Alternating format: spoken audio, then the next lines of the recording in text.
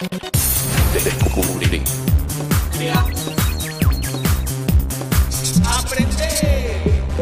Participar. Televisión más internet. www.encuentro.com.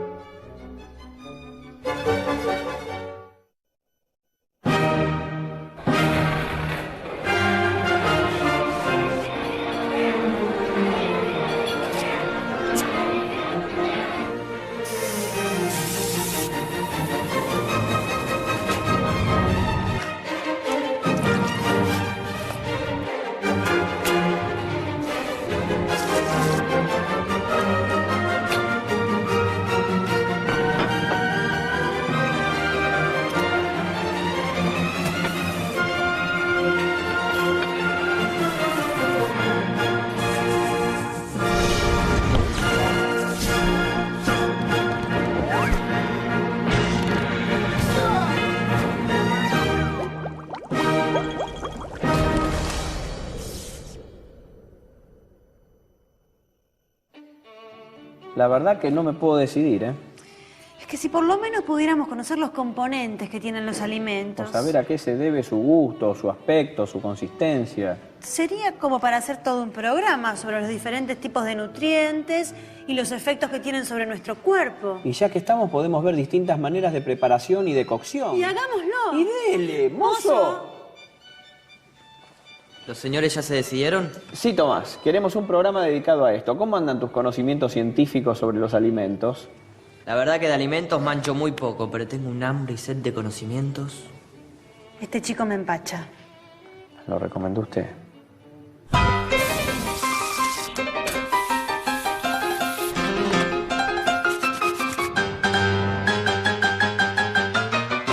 Los alimentos que ingerimos están compuestos por 3 grupos de nutrientes o de moléculas alimentarias.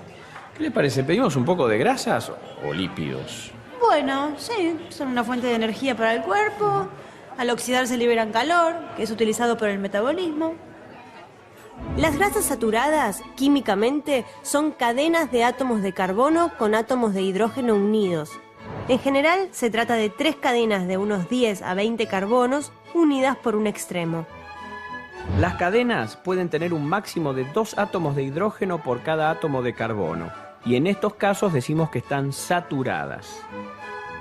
En las grasas insaturadas, algunos carbonos están unidos entre sí por un doble enlace y solo tienen un átomo de hidrógeno unido. Esta diferencia hace que las grasas se encuentren en estado sólido o líquido. Bueno, cualquiera que haya sacado un lomo a la manteca roja del horno o derretido gruyere en una fondue sabe que las grasas se funden con el calor. Bueno, el aceite, por ejemplo, es una grasa que a temperatura ambiente se encuentra en estado líquido. Bueno, ¿qué hacemos? ¿Gatillamos entonces? Porque acá hacen un magré de pato grillado que no sabe lo que es. Ojo que esas son grasas saturadas, ¿eh? Como la manteca, las carnes vacunas, los quesos grasos. Son menos sanas en el sentido que puede traer complicaciones en la circulación sanguínea. Hay un conejo deshuesado que se me hace Grasa agua. saturada. El lomo de ciervo. Saturada. El ojo de bife. Saturada. Me está saturando a mí, licenciada. ¿Cuáles son las grasas insaturadas? Y aceite de oliva, algunos pescados. El problema es que los dobles enlaces de estas grasas las hacen más propensas a oxidarse, a ponerse rancias a temperatura ambiente. No me deja ninguna escapatoria. Y eso que todavía no empezamos a hablar del colesterol, ¿eh? ¿Por qué no se pide un flan y se deja de broma? Cómo se nota que es un chico, ¿eh? Algún día, Tomás, todo este colesterol será tuyo. ¿Qué es el colesterol? Es un lípido presente en el cuerpo en 2 formas. Lipoproteínas de alta densidad, o HDL. High Density Lipoprotein. Ay, ¿sabe idiomas? Soy licenciado en políglotis. Wow. No se tilde, licenciada, estaba con el tema de los 2 colesteroles. Sí, sí. O lipoproteínas de baja densidad, LDL. Ese es el bravo, ¿eh? Aumenta con las grasas saturadas y se encuentra en alta concentración en alimentos de origen animal. Puede depositarse en las arterias coronarias, aumentar el riesgo cardíaco, mejor no. Es fea la vejez, ¿no, licenciada? Tomás, ¿por qué no te vas Licenciada, lo recomiendo a usted. un poquitito a la cocina? Querido.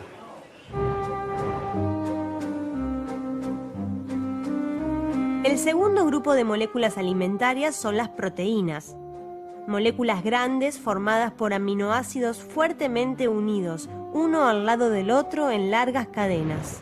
Los aminoácidos se pueden ensamblar de muchas maneras distintas y por eso existe una gran diversidad de proteínas. ¿Para qué sirve esto de las proteínas? Yo me voy a pedir un flan.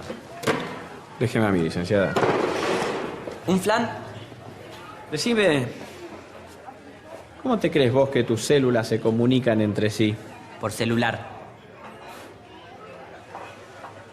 Yo no creo que se comuniquen. Mis células son bastante calladitas. ¿Un flan? Sin embargo, sí, se comunican. Hasta tienen charlas intercelulares. Es como si tu cuerpo fuera un club de células.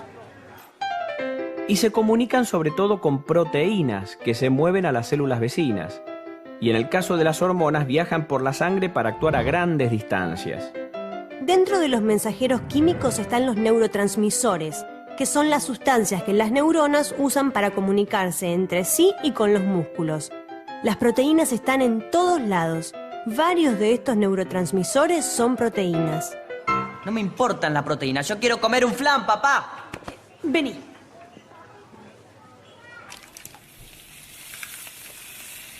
¿No te importa lo que es eso? Un huevo. Muy bien.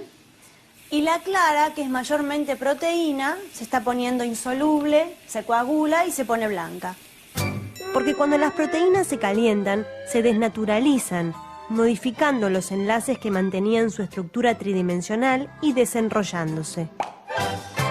Y es gracias a este proceso que se puede cocinar, que te podés comer tu flan. ¿Sigue sin importarte?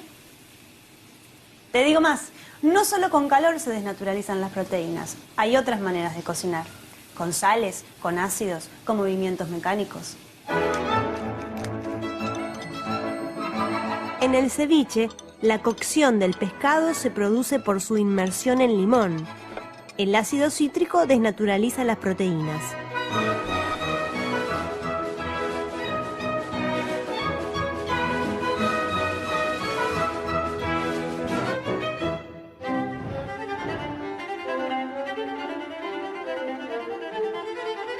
El tercer grupo de nutrientes son los hidratos de carbono, sustancias compuestas por carbono, hidrógeno y oxígeno.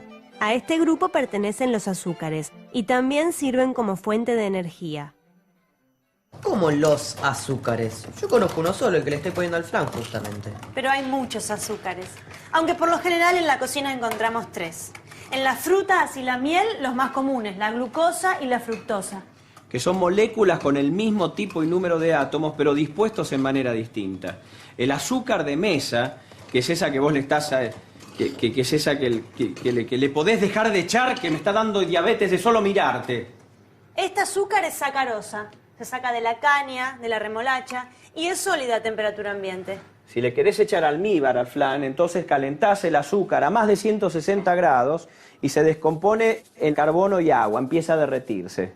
A medida que se va acumulando el carbono, el azúcar líquido se vuelve marrón con un característico sabor a caramelo. Pero si nos pasamos de 180 grados, toma un color marrón oscuro y pierde su sabor dulce. Muchos alimentos como las frutas, las legumbres, los cereales, las confituras, son muy ricos en hidratos de carbono. Mire, la verdad, mejor me pido un cacho de parrillada, que cocinar carne no es ninguna ciencia. ¿Ah, no?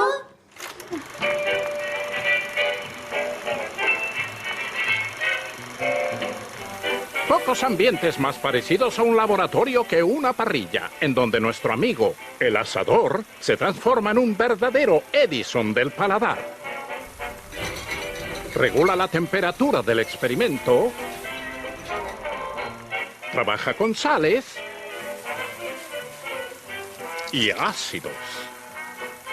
Para coronar su trabajo con éxito, nuestro Galileo del grill debe medir con cuidado 3 factores: la temperatura, el tiempo de cocción y el tipo de músculo. El Newton de la papila sabe que los tejidos tienen 3 tipos de células: musculares, conectivas y adiposas. Las fibras musculares producen el movimiento y el tejido conectivo las mantiene unidas. Cuanto más tejido conectivo, al contener colágeno, más dura es la carne. Distintas partes de la vaca tendrán más o menos uso de los músculos. El lomo, por ejemplo, está en una zona que no se mueve mucho, contiene poco colágeno y es por lo tanto un corte más tierno. Cada proteína modifica su estructura a distintas temperaturas, por lo que el Copérnico del diente debe armarse de paciencia. Alrededor de los 50 grados se desnaturalizan las proteínas de las fibras musculares, expulsando agua de las células. Al aumentar la temperatura, se modifica el color de la mioglobina y el colágeno se transforma en gelatina, lo que volverá a la carne más tierna. Si la temperatura es muy alta y la cocción muy larga, el agua expulsada de las células se evapora y la carne queda seca. El Pitágoras del chimichurri sabe que en una carne jugosa la temperatura interna final debe ser inferior a los 60 o 62 grados. Si superamos los 65 grados, la carne podrá ser tierna, pero ya no jugosa. El Leloir de la brasa sabe que la temperatura provoca además combinaciones de azúcares y aminoácidos que producen numerosas moléculas nuevas que dan más sabores, colores y aromas a las comidas. Este proceso es conocido como la reacción de Maillard, en honor al médico y químico francés Louis-Camille Maillard, que fue el primero en explicarlo. Los tomos más eruditos de la cocina afirman la necesidad del sellado de las carnes, un golpe brusco de calor que cierra los poros y evita la pérdida de humedad. ¿Es esto cierto, Arquímedes de la Gula? Falso. La carne no tiene poros y se pierde la misma cantidad de agua con o sin el sellado. Lo que sí se logra con esta técnica es promover la reacción de Maillard y generar sabores y aromas más interesantes y un color más atractivo.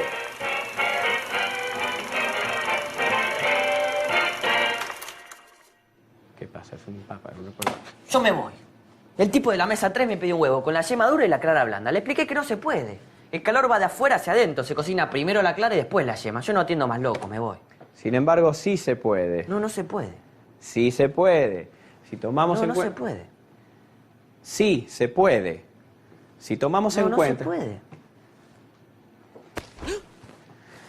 Sí se puede. Si tomamos en cuenta que las proteínas de la yema y de la clara se desnaturalizan a diferentes temperaturas. Exacto. En la clara, las proteínas se desnaturalizan a temperaturas de entre 61 y 82 grados, mientras que las de la yema lo hacen a una temperatura intermedia. Entonces, si cocinamos un huevo a unos 70 grados, podemos obtener una yema más o menos sólida dentro de una clara todavía húmeda, porque algunas de las proteínas de la clara aún no habrán cambiado. Claro que para estas cosas conviene usar utensilios que mantengan la temperatura constante, como este, que no está en la cocina de cualquiera. Este huevo ya lleva unos minutos a 70 grados, tiene que estar a punto para el de la mesa 3. El cliente siempre tiene razón, Tomás. Es más, si cocinamos un huevo durante largo rato a 65 grados, la clara va tomando la consistencia de un flan, porque algunas de sus proteínas se desnaturalizan, mientras que la yema queda suave y húmeda. No me hable del flan, no juegue conmigo. Una alternativa interesante es el huevo poché, que se logra agregando una cucharadita de vinagre por litro de agua. Si queremos ponernos exigentes, hasta podríamos medir el pH de la olla. En este caso, la acidez ocasiona la rápida desnaturalización de las proteínas de la clara, dejando al huevo a medio camino entre uno casi crudo y uno bien duro. Y así, dependiendo de si la temperatura es constante o variable, de si el huevo está a temperatura ambiente o si viene de la heladera, cambiando los tiempos de cocción, podemos variar la consistencia de la receta. El huevo pasado por agua, por ejemplo, que se cocina en agua hirviendo durante 3 minutos, tiene la clara semicocida y la yema blanda, como la de un huevo frito. Porque las proteínas de la yema no llegan a coagularse en tan poco tiempo. Si lo dejamos unos 5 minutos, se obtiene el huevo molé, en el que la clara está cocida y la yema está aún líquida. Y si se deja más de 5 minutos, la yema comienza a solidificarse y obtenemos el huevo duro.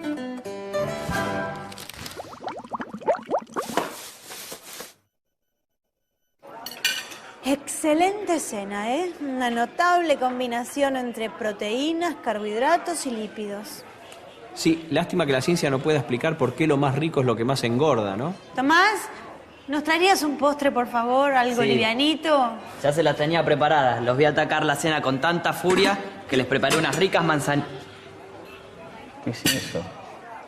¿Qué pasó? ¿Por qué se puso marrón? ¿Cuánto hace que la pelaste? Unos 15 minutos. Y claro, se oxida. ¿Eh?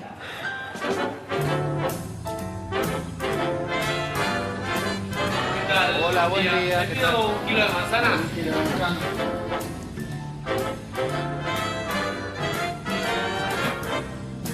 ¿Algo más?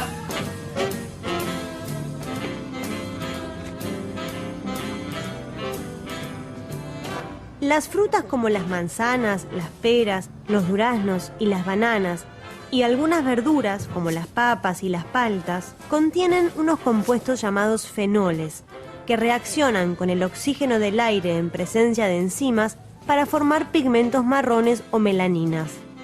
En la fruta pelada, el oxígeno del aire comienza a actuar sobre la superficie y al cortarla, los fenoles, las enzimas y el oxígeno se ponen en contacto, lo que acelera notablemente la oxidación. Ya está, ya entendí. Entonces cuando se pone marrón, ¿hace mal? No es perjudicial, no. ¿Le llevo la manzana al de las 5? Muy bien, dale, me parece muy bien. No, licenciado, ¿usted siga con la ciencia? No, Tomás. La comida también entra por los ojos. Pela otra y ponela bajo el agua para mantener alejada del oxígeno. Bueno, si es por combatir las enzimas, la cocción las mata. Pero es otro postre. La baja temperatura de la heladera las inactiva. Bueno, un medio ácido también colabora. Vení, Tomás. La vitamina C, que es ácida, funciona como antioxidante. Vitamina C al agua, trozos de manzana.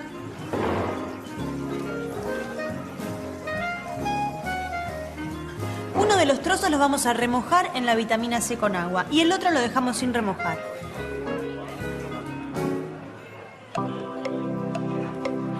A lo largo de 1 hora, la mitad que tiene vitamina C se oxida más lentamente que la otra mitad, que toma el típico color parduzco.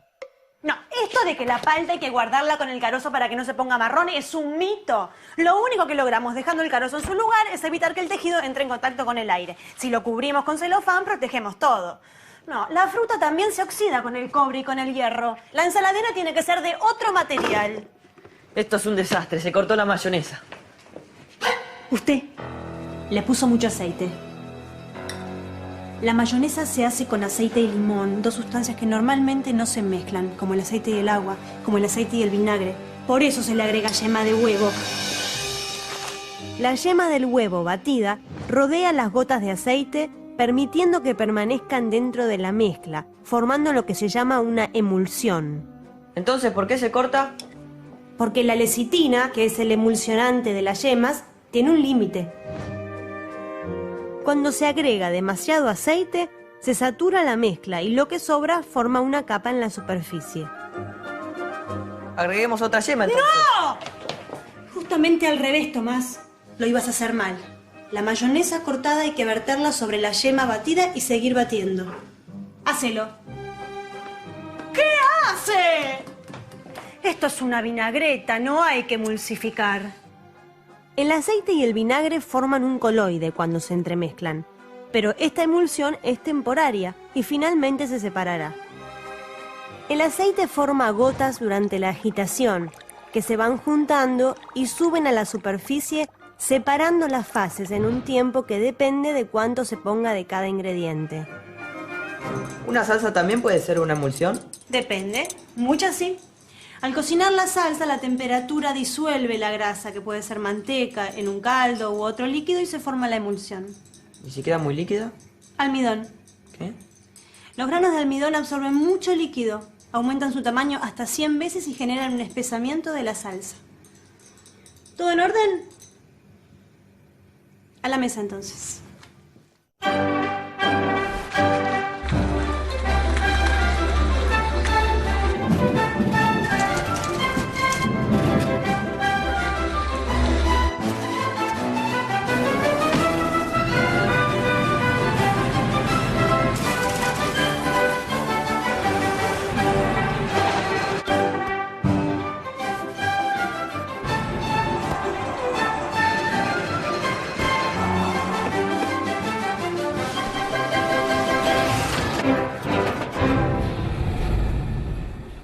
El pan, el símbolo más universal y antiguo del alimento, mencionado ya en la Biblia. El pan puede ser todo, protagonista o compañero, motivo de guerra u ofrenda de amistad. No, gracias, me agarro una nueva. Pensar que si bien hace miles de años que comemos pan, el verdadero proceso bioquímico de su fabricación no se conoció hasta Louis Pasteur. Pasteur trataba de encontrar algún descubrimiento que pudiera vender en la industria y encontró que el secreto estaba en la actividad de unos hongos llamados levaduras. Levadura, del latín levare, elevar, y su equivalente fermento, del latín fervere, hervir. Y eso es lo que hace la levadura. Rompe los azúcares de la harina formando alcohol y liberando dióxido de carbono. Las burbujas del gas se expanden y son mantenidas dentro de la masa por el gluten que se formó al amasar la harina con el agua. La ciencia no es lo mío. Ay, a ver, yo te voy a explicar. Un poco de levadura, por favor. Si en un vaso de agua con azúcar disolvemos un poco de levadura, si el hongo está vivo, En menos de 5 minutos comienza a burbujear. Mirá, parece un jacuzzi. Y hasta tiene olor a alcohol. ¿La fermentación no hace que el pan se pudra? bueno, todo tiene un límite. Pero sí, si se deja leudar demasiado puede ser que el pan se estropee o incluso que se vuelva peligroso. Capaz ese sea el motivo por el cual varias religiones se prohibía el uso de pan leudado. Como el pan árabe, por ejemplo. Para hacer pan se puede usar harina de trigo o de maíz, pero el trigo es particularmente adecuado porque tiene alrededor de un 10% de proteínas, incluyendo dos, llamadas gliadina y glutenina. Estas proteínas por separado se vuelven gomosas e inmanejables al entrar en contacto con el agua, pero al hidratarlas y mezclarlas, se forma una excelente masa llamada gluten, una estructura esponjosa, elástica y adhesiva. Es casi un arte. Si se amasa poco, se forma poco gluten y la masa se pega a todos lados. Y demasiado amasado produce tanto gluten que el pan se vuelve gomoso. A ver, Tomás, ¿qué procesos dirías vos que participan en la preparación del pan? Y yo diría que la respiración de la levadura al reaccionar con los azúcares de la harina para dar como resultado dióxido de carbono y alcohol es una reacción bioquímica. Por otro lado, el efecto mecánico del amasado es un proceso físico. Muy bien. Y es pan comido.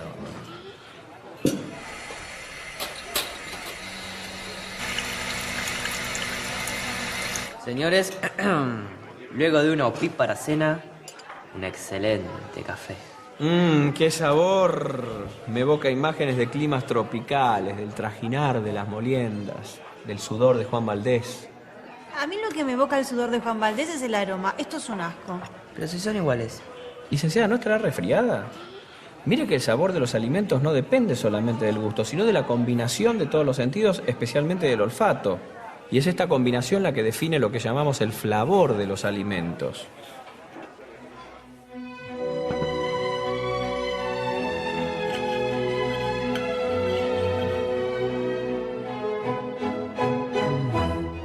La nariz tiene un poder de discriminación mucho mayor que la lengua.